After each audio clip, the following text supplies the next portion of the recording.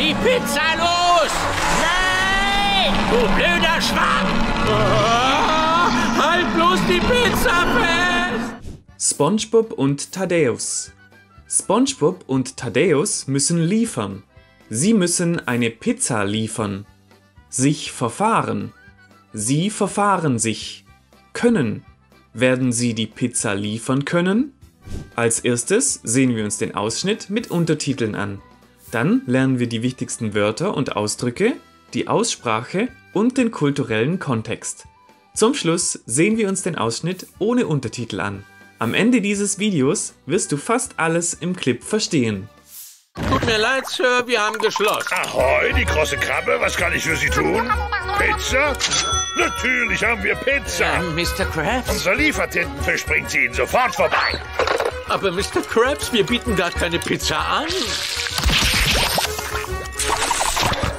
Und wir liefern auch nicht. Wir liefern auch nicht. Du wirst das tun. Tut mir leid, Sir, wir haben geschlossen. Ahoi, die große Krabbe. Tut mir leid, Sir, wir haben geschlossen. Tut mir leid means I'm sorry. It's a shortened version of es tut mir leid. For example, tut mir leid, ich habe deinen Geburtstag vergessen. I'm sorry, I forgot your birthday. Tut mir leid, Sir, wir haben geschlossen. Ahoi, die große Krabbe, was kann ich für Sie tun? Pizza? Ahoi, die große Krabbe, was kann ich für Sie tun? Sie is the formal version of you. It's the word you would use when speaking to strangers, customers or people with authority. For example, was möchten Sie bestellen? What would you like to order? Ahoi, die große Krabbe, was kann ich für Sie tun? Pizza? Natürlich haben wir Pizza. Mr. Krabs? Unser Liefertintenfisch. Pizza? Natürlich haben wir Pizza. Mr. Krabs. Natürlich means of course or naturally. For example, natürlich komme ich zur Party. Of course I'm coming to the party. Pizza? Natürlich haben wir Pizza. Mr. Krabs? Unser Liefertintenfisch bringt sie Ihnen sofort vorbei. Aber Mr. Krabs, wir... Unser Liefertintenfisch bringt sie Ihnen sofort vorbei. Sofort means immediately or right away. For example, you could say, ich komme sofort. I'm coming right away. Unser Liefertintenfisch bringt sie Ihnen sofort vorbei. Aber Mr. Krabs, wir bieten gar keine Pizza an.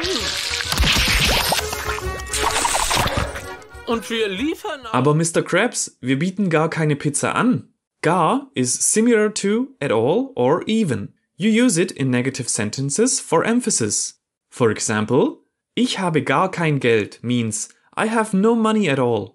Aber Mr. Krabs, wir bieten gar keine Pizza an. Und wir liefern auch nicht. Wir liefern auch nicht. Und wir liefern auch nicht. Liefern means deliver. For example, wir liefern Ihnen die Produkte an Ihre Haustür. We'll deliver the products to your door.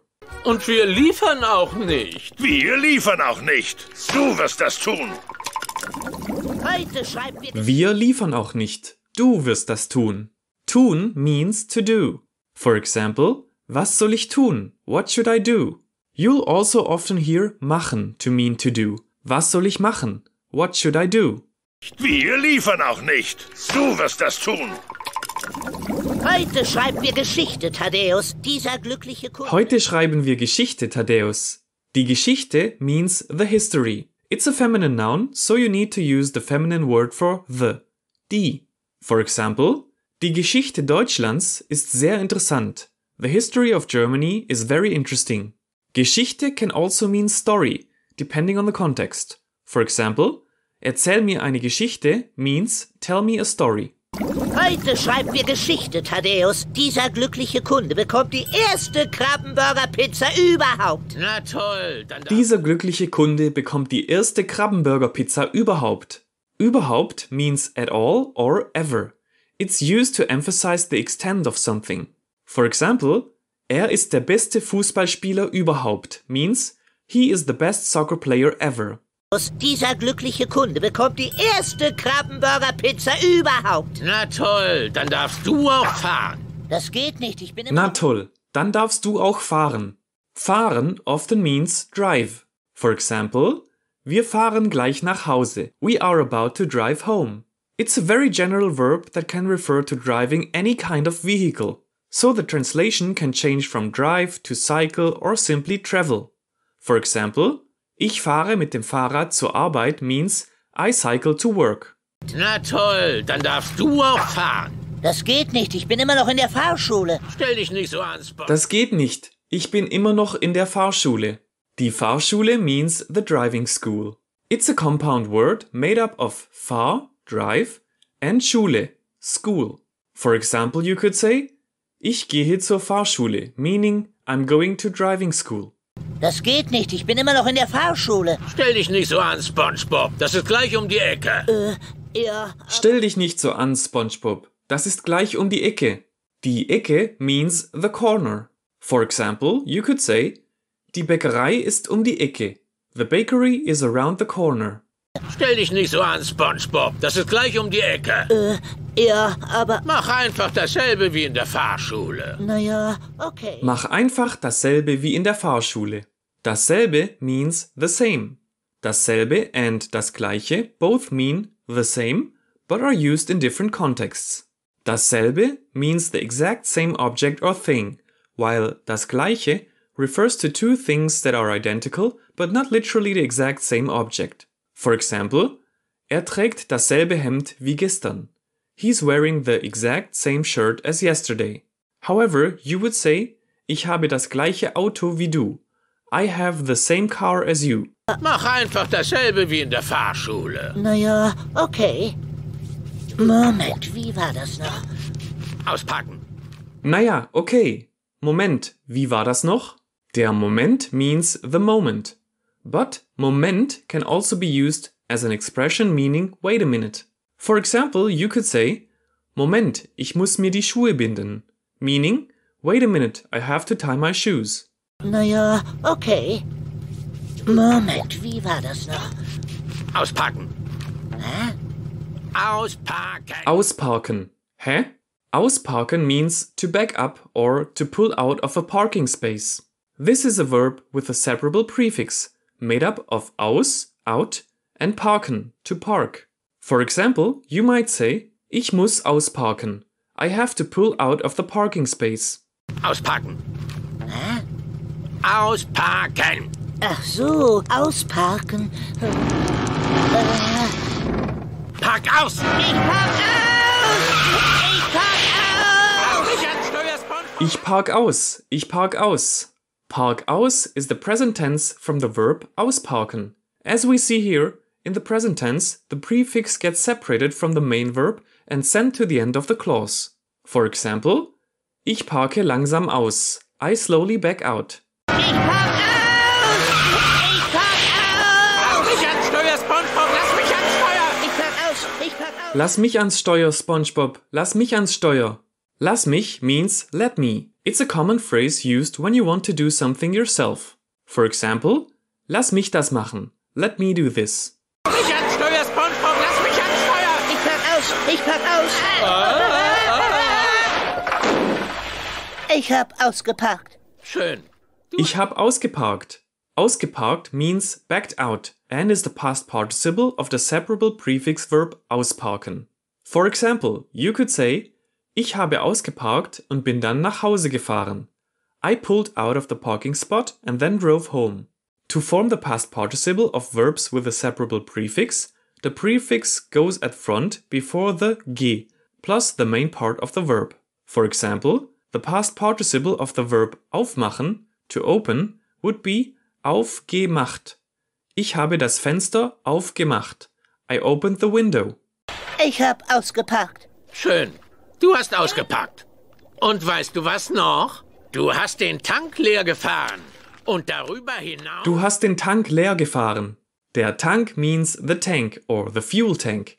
It's a masculine noun, so you need to use the masculine word for the, der. For example, you could say, der Tank ist leer. The tank is empty. Du hast den Tank leer gefahren.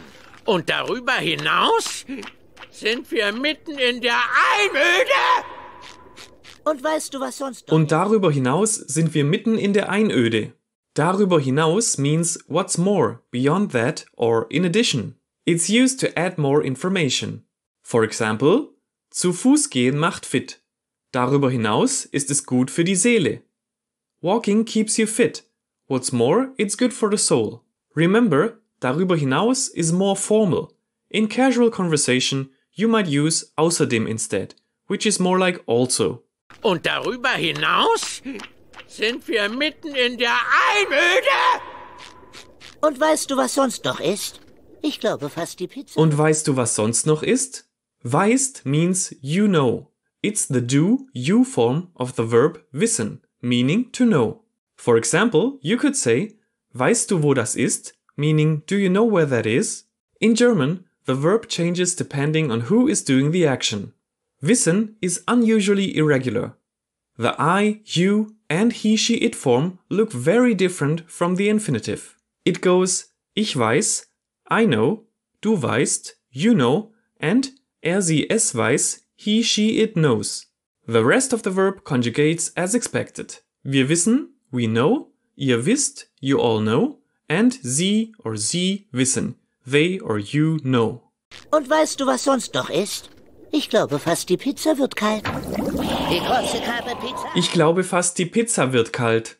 Wird means gets or becomes. For example, es wird dunkel, it's getting dark. Ich glaube fast die Pizza wird kalt. Die große Krabbe Pizza ist die Pizza. Frei Haus natürlich. Die große Krabbe Pizza. Die große Krabbe Pizza ist die Pizza. Frei Haus natürlich. Frei Haus means free delivery. This is a term often used by restaurants or online shops to indicate that the delivery of the product is free of charge. For example, wir liefern im Umkreis von 10 Kilometer ab 30 € frei Haus. We deliver within a 10-kilometer radius, free delivery from 30 €. Die große Krabbe Pizza ist die Pizza. Frei Haus natürlich. Die große Krabbe Pizza ist die Pizza. Sie ist fantastisch. Jetzt lass doch... Die große Krabbe Pizza ist die Pizza. Sie ist fantastisch. Fantastisch means fantastic. For example, das Essen war fantastisch. The food was fantastic. Die große Krabbe Pizza ist die Pizza. Sie ist fantastisch. Jetzt lass doch endlich diese idiotische Pizza los. Das geht nicht. Die ist Jetzt lass doch endlich diese idiotische Pizza los. Lass los means let go. It's a command form of the separable prefix verb loslassen. In the command form, also known as the imperative form, the separable prefix goes at the end of the clause. Lass den Ball los. Jetzt lass doch endlich diese idiotische Pizza los. Das geht nicht. Die ist für den Kunden. Was glaubst du, wie egal... Das geht nicht. Die ist für den Kunden. Geht nicht means that won't work. I can't do it or no can do.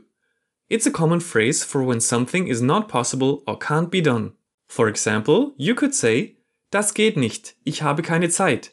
That won't work. I don't have time. Das geht nicht. Die ist für den Kunden. Was glaubst du, wie egal mir der Kunde ist? Mir nicht. Also... Was glaubst du, wie egal mir der Kunde ist?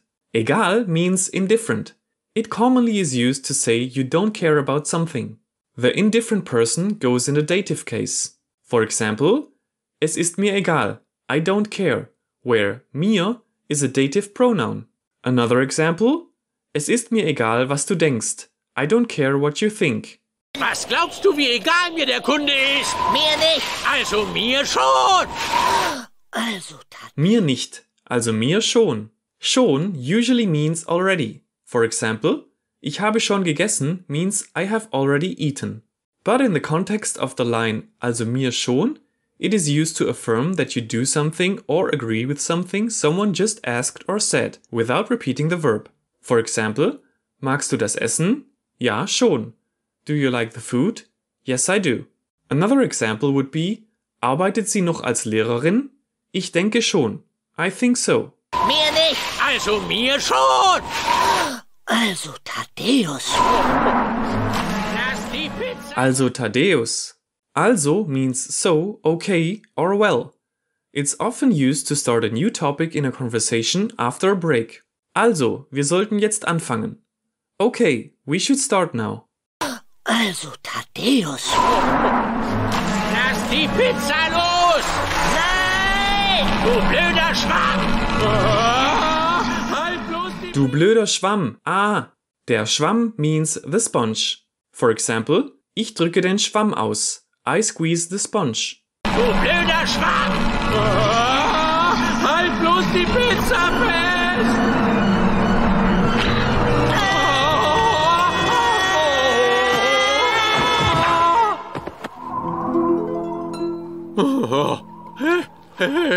Wo ist die Straße? Halt bloß die Pizza fest.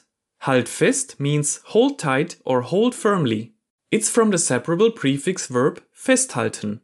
This is another example of the imperative form, which is used to give commands. Note that the prefix goes to the end of the clause in the imperative form. For example, you could say, halt den Ball fest, hold on to the ball. If you're really keen on learning German, the best thing you can do is immerse yourself in the language. That's why I love FluentU. It lets you learn by watching your favorite Netflix show or YouTube videos. Just use FluentU's Chrome extension to turn any video with subtitles into your own learning experience. Watch as standard text subtitles become interactive, so you can click on any word or phrase to see its meaning and see other examples. FluentU's app also includes authentic content to make learning German way more fun and effective. It has a huge curated library of videos with native speakers, all of them with interactive subtitles and personalized quizzes to supercharge your learning. Give it a try with a free trial. Halt bloß die Pizza fest!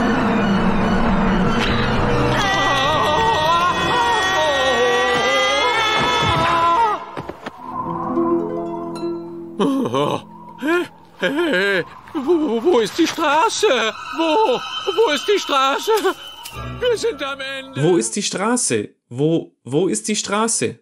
Straße means street. The S in Straße is a letter unique to German called SZ or sharp S, and it sounds like the English S. For example, die Straße ist sehr lang. The street is very long. Wo ist die Straße? Wo ist die Straße? Wir sind am Ende. Wir sind am Ende. Am Ende literally means in the end or at the end. It's a combination of the preposition am, at the, and the noun Ende, end. For example, am Ende habe ich es geschafft, meaning in the end I made it. But here it's a way of expressing hopelessness, like saying done for, doomed. Wir sind am Ende. Wie kommen wir jetzt nach Hause? Welche Richtung? Wie kommen wir jetzt nach Hause? Nach Hause means home. Nach Hause is used when you're going home. For example, ich gehe nach Hause. But zu Hause is used when you're already at home. For example, ich bleibe zu Hause. I stay at home. Wie kommen wir jetzt nach Hause? Welche Richtung? Was machen wir jetzt bloß? Hier gibt's keine Straße. Ich glaube, zur Stadt geht's. Welche Richtung? Was machen wir jetzt bloß? Hier gibt's keine Straße. Die Richtung means the direction. For example, in welche Richtung gehen wir? Which direction are we going?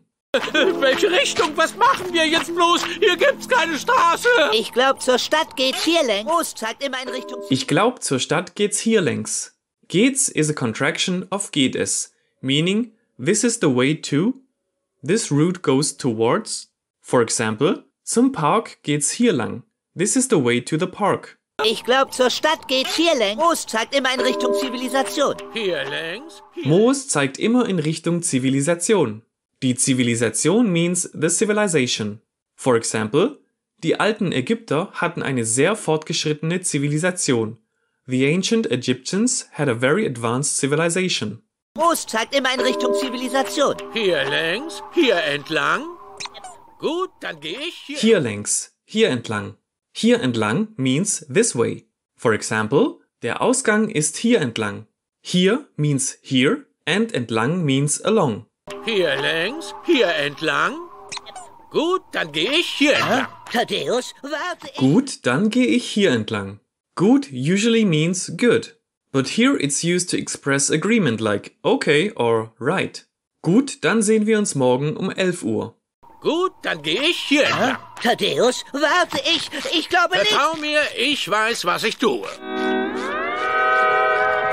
Die große Krabbe. Thaddäus, warte. Ich glaube nicht. Vertrau mir, ich weiß, was ich tue.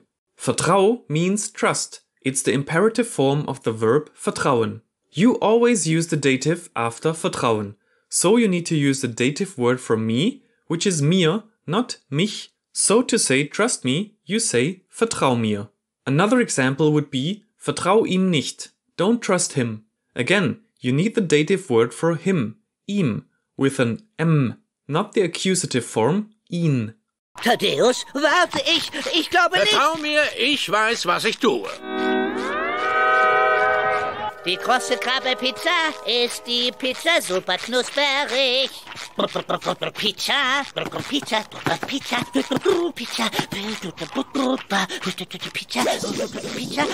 Pizza. Die große Krabbe Pizza ist die Pizza super knusperig. Knusperig means crispy. For example, you could say, die Pommes sind sehr knusprig. The fries are very crispy. Die große Krabbe-Pizza ist die Pizza super knusperig. Pizza, Pizza, Pizza, Pizza, Pizza,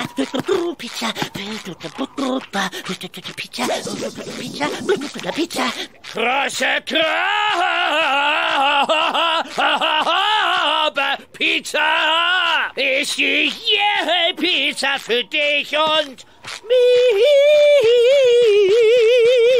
Thaddäus, wir sind gerettet. Ist die Pizza für dich und mich.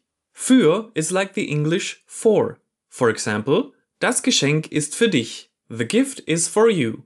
Für is always followed by the accusative case. So it's für dich, not dir, which is the dative pronoun. For example, das Geschenk ist für dich. The gift is for you. Ist die Pizza für dich und mich. Thaddäus, wir sind gerettet, gerettet. Sofort auf damit! Thaddäus, wir sind gerettet. Gerettet. Gerettet means saved or rescued. It's the past participle of the verb retten. For example, you could say, wir haben die Kinder gerettet. We saved the children. Thaddäus, wir sind gerettet. Sofort auf damit! Wir sind gerettet. Hör sofort auf damit. Hör auf means stop it. It comes from the separable prefix verb aufhören, made up of the prefix auf and hören. For example, hör jetzt auf zu schreien. Stop screaming now. Remember, in the imperative form, the prefix goes to the end of the clause. For example, hör bitte sofort auf. Please stop immediately. Notice how the prefix auf is at the end. Sofort auf damit! Wir sind gerettet. Das ist doch bloß so ein blöder Brocken. Das ist eben nicht. Das ist doch bloß so ein blöder Brocken. Der Brocken means boulder. For example, die Wanderer klettern über einen großen Brocken. The hikers climb over a big boulder. It can also mean chunk or piece. For example, das ist ein großer Brocken Schokolade. That's a big chunk of chocolate. Das ist doch bloß so ein blöder Brocken. Das ist eben nicht bloß ein Brocken. Das ist ein Fels. Das ist eben nicht bloß ein Brocken. Eben means just or exactly. Eben is often used to emphasize a point or agreement. For example, you could say, das ist ebenso. That's just how it is. Das ist eben nicht bloß ein Brocken. Das ist ein Fels. Ein Fels. Ein Fels. Ich kann's kaum erwarten. Das ist ein Fels. Ein Fels. Ein Fels. Der Fels means the rock. It describes a large solid rock or a cliff, not small stones or pebbles. For example, you could say, der Fels ist riesig. The rock is enormous. Das ist ein Fels. Ein Fels. Ein Fels. Ich kann's kaum erwarten, den Gesichtsausdruck unseres Kunden zu sehen. Ja? Ich kann es kaum erwarten, den Gesichtsausdruck unseres Kunden zu sehen. Der Gesichtsausdruck means the facial expression. This word is a compound noun, which is very common in German. It's made up of Gesicht, face, and Ausdruck, expression. For example, er hat einen glücklichen Gesichtsausdruck. He has a happy facial expression. Ich kann's kaum erwarten, den Gesichtsausdruck unseres Kunden zu sehen. Ja? Herzlichen Glückwunsch, Sir. Ihre krosse Krabbe Pizza ist da. Wow, danke. Herzlichen Glückwunsch, Sir. Ihre große Krabbe Pizza ist da. Herzlichen Glückwunsch means congratulations. For example, you could say Herzlichen Glückwunsch zum neuen Job. Congratulations on your new job. Herzlichen Glückwunsch is more formal. In a casual setting, you might just say Glückwunsch. Herzlichen Glückwunsch, Sir. Ihre große Krabbe Pizza ist da. Wow, danke. Ich habe mich schon so darauf gefreut. Wo ist mein Getränk? Wow, danke. Ich habe mich schon so darauf gefreut. Darauf gefreut means looking forward to it. Gefreut is the past participle of freuen, to be pleased or to look forward to. Darauf is an adverb that refers back to something previously mentioned, in this case, the pizza delivery. But it can also refer to the thing you are about to mention. For example, ich habe mich darauf gefreut, dich zu sehen. I was looking forward to seeing you. Wow, danke. Ich habe mich schon so darauf gefreut. Wo ist mein Getränk? Welches Getränk? Wo ist mein Getränk? Das Getränk means the drink. It's a neutral noun, so you would use the neuter version of the word the, das. For example, das Getränk ist lecker. The drink is tasty. Wo ist mein Getränk? Welches Getränk? Mein Getränk! Meine Diät-Cola! Sag bloß nicht, du hast... Mein Getränk, meine Diät-Cola. Die Diät means the diet. For example, ich bin auf Diät means I am on a diet. A lot of diet soft drinks have English words in them. For example, Diet Coke is known in the German-speaking world as Cola Light. Mein Getränk! Meine Diät-Cola! Sag bloß nicht, du hast mein Getränk vergessen! Aber Sie haben gar... Sag bloß nicht, du hast mein Getränk vergessen. Vergessen means forgotten. It's the past participle of vergessen, to forget, but looks exactly same as the base form of the verb. This is because it's irregular, and irregular past participles end on en, not t. For example, Mist, ich habe meine Schlüssel vergessen. Darn, I forgot my keys. Sag bloß nicht, du hast mein Getränk vergessen! Aber Sie haben gar kein Getränk. Und wie soll ich bitte diese Pizza ohne ein Getränk essen? Und wie soll ich bitte diese Pizza ohne ein Getränk essen? Bitte, here is a particle used to express disbelief or exasperation. You say just or exactly in English, or just use your tone of voice to express this. For example, wie soll ich das denn bitte tun? Just exactly how am I supposed to do that? Bitte has a lot of other common meanings. For example, it's the way you say both please and you're welcome. Und wie soll ich bitte diese Pizza ohne ein Getränk essen? Denkt ihr eigentlich auch mal an eure Kundschaft? Und du willst... Aber, denkt ihr eigentlich auch mal an eure Kundschaft? Auch mal can mean for a change, ever or once in a while.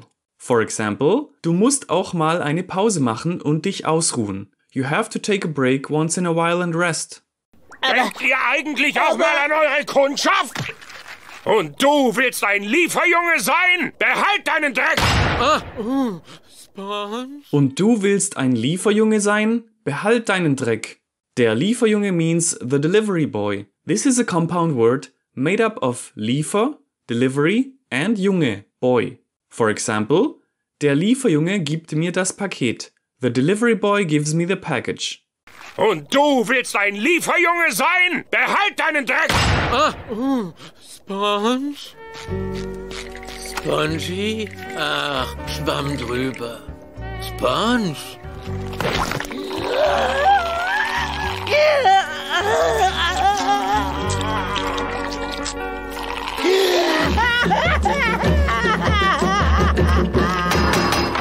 Schon wieder ein... Ach, Schwamm drüber. Sponge? Schwamm drüber means let's forget about it. Water under the bridge or never mind. It literally means sponge over it, as if you're wiping away a mistake or problem with a sponge. For example, if you made a small mistake and your friend says, Schwamm drüber, es ist nicht so schlimm. Let's forget about it. It's not that bad. Ach, Schwamm drüber. Sponge?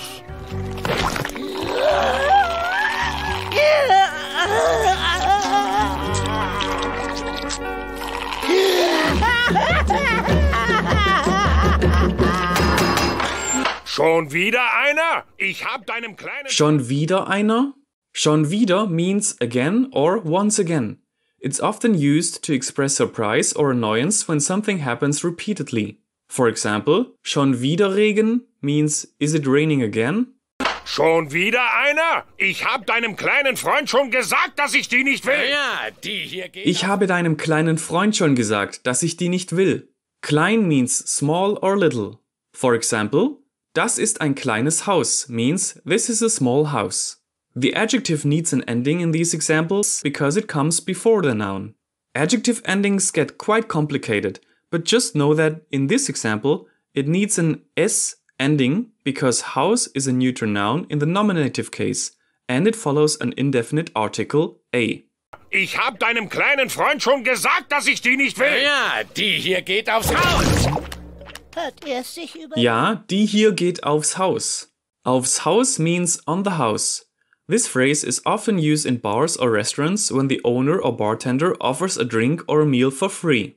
For example, das erste Getränk geht aufs Haus. The first drink is on the house. Ja, die hier geht aufs Haus. Hat er sich überlegt? Aber selbstverständlich. Hat er es sich überlegt? Sich überlegt means considered. It's the past participle of the reflexive verb sich überlegen.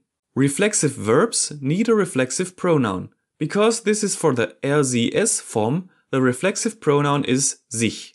For example, sie hat es sich lange überlegt. She considered it for a long time. Hat er sich überlegt? Aber selbstverständlich. Er hat sie auf einen Bissen gegessen. Kein Getränk? Aber selbstverständlich, er hat sie auf einen Bissen gegessen. Selbstverständlich means of course or naturally.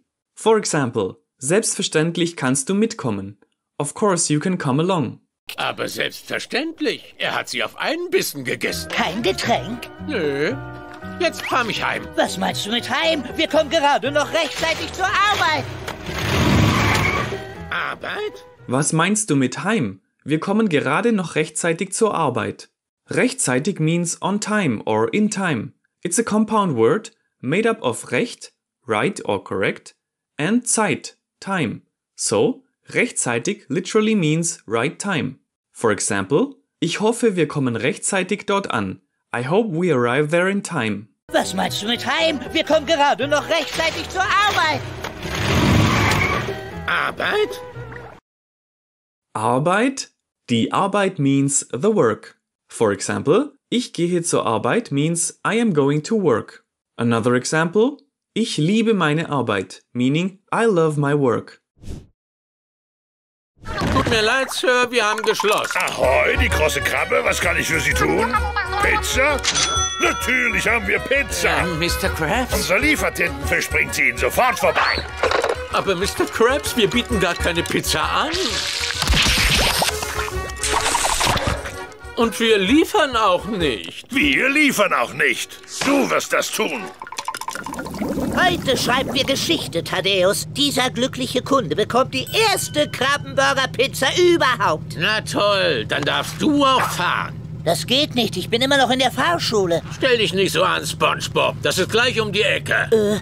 Ja, aber... Mach einfach dasselbe wie in der Fahrschule. Naja, okay. Moment, wie war das noch? Auspacken. Hä? Ausparken. Ach so, ausparken.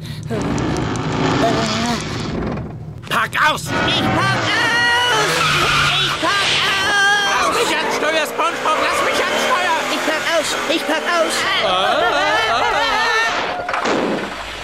Ich hab ausgeparkt. Schön. Du hast ausgepackt. Und weißt du was noch? Du hast den Tank leer gefahren. Und darüber hinaus sind wir mitten in der Einöde. Und weißt du, was sonst noch ist? Ich glaube fast, die Pizza wird kalt. Die große Krabbe Pizza ist die Pizza. Freihaus natürlich. Die große Krabbe Pizza ist die Pizza. Sie ist fantastisch. Jetzt lass doch endlich diese idiotische Pizza los. Das geht nicht, die ist für den Kunden. Was glaubst du, wie egal mir der Kunde ist? Mir nicht. Also mir schon. Also Thaddäus. Lass die Pizza los. Nein! Du blöder Schwamm. Halt bloß die Pizza fest.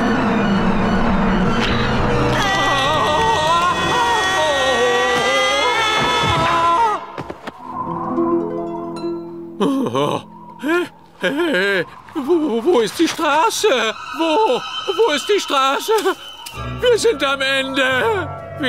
Wie kommen wir jetzt nach Hause? Welche Richtung? Was machen wir jetzt bloß? Hier gibt's keine Straße. Ich glaube, zur Stadt geht's hier längs. Groß zeigt immer in Richtung Zivilisation. Hier längs? Hier entlang? Gut, dann gehe ich hier entlang. Thaddäus, warte, ich glaube nicht. Vertrau mir, ich weiß, was ich tue. Die krosse Krabbe-Pizza ist die Pizza super knusperig. Pizza, Pizza, Pizza, Pizza, Pizza,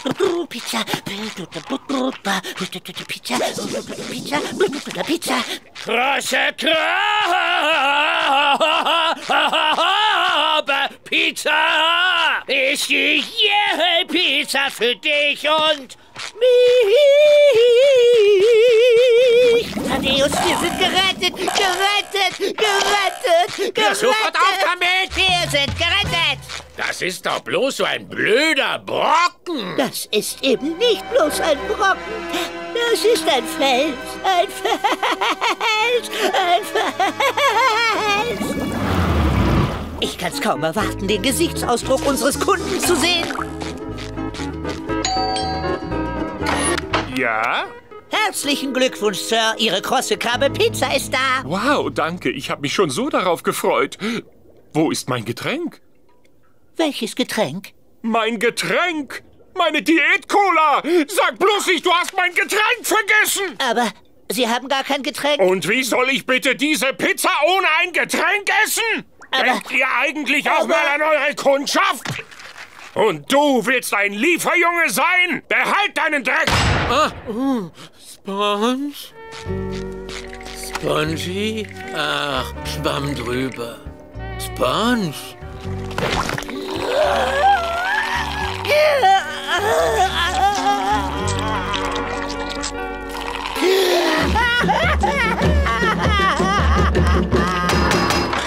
Schon wieder einer? Ich hab deinem kleinen Freund schon gesagt, dass ich die nicht will. Ja, die hier geht aufs Haus. Hat er es sich überlegt? Aber selbstverständlich. Er hat sie auf einen Bissen gegessen. Kein Getränk? Nö. Jetzt fahr mich heim. Was meinst du mit heim? Wir kommen gerade noch rechtzeitig zur Arbeit. Arbeit? Maybe SpongeBob and driving shouldn't mix. But what happens when a wardrobe shake-up gets him that driving license he's been after for years? Learn to talk all about clothes in German as you see what happens when SpongeBob starts wearing long pants. Click here.